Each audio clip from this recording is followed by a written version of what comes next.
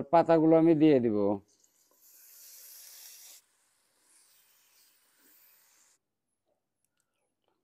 অনেক সুস্বাদ। হ্যালো বন্ধুরা, এটা কিসের পাতা? এটা হচ্ছে জাতীয় ফলের পাতা। মনে করছে এটা আমি ছাগলকে খাওয়াবো না, এটা আমি ভর্তা করব। তাই পাতাগুলো আমি সুন্দর করে ধুয়ে নিব। পাতাগুলো ডাঁটাগুলো ফেলতে হবে না, ডাঁটা থাকলে ভালো হবে। ডাঁটার মধ্যে সেই ভিটামিন। পাতাগুলো সুন্দর করে ধুয়ে নেব। এই যে পাতাগুলো আমি যে পানিতে হলুদ দিয়ে রাখছি, এই হলুদের মধ্যে একটু সিদ্ধ করে নেব। দিয়ে দিলাম,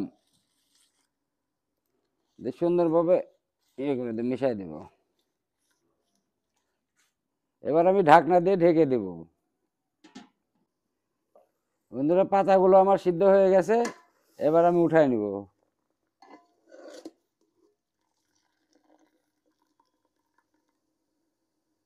গুলো ঠান্ডা করার জন্য আমি এখানে রেখে দিব। পাতাগুলো সুন্দরভাবে ছিঁড়ে নিতে হবে। ছিঁড়ে নিলে তাহলে মশলাটা ভালোভাবে মিশবে সাথে। এবার আমি কয়টা পেঁয়াজ, মরিচ, রসুন দিয়ে দেব। একটু লবণ দিয়ে দেব।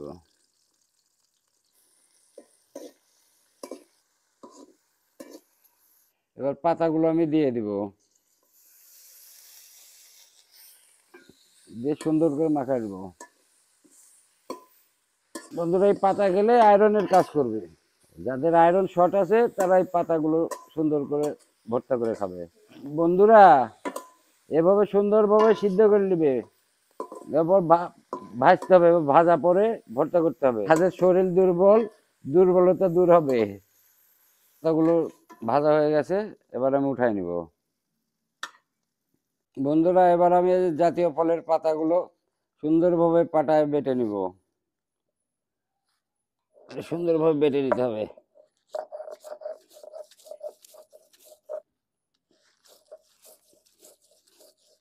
দেখো বন্ধুরা, কত সুন্দর মোলায়েম হয়ে গেছে পাতাগুলো আমার।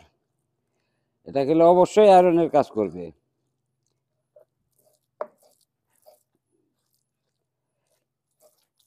যদিও পিষতে একটু কষ্ট হবে, কিন্তু সুন্দর হবে। দেখো, তাহলে কিছু করতেই হয়। আর বাটা হয়ে গেছে, এবার আমি উঠাই নিব। বন্ধুরা, এবার আমি একটু টেস্ট করব। আলহামদুলিল্লাহ, অনেক সুস্বাদ।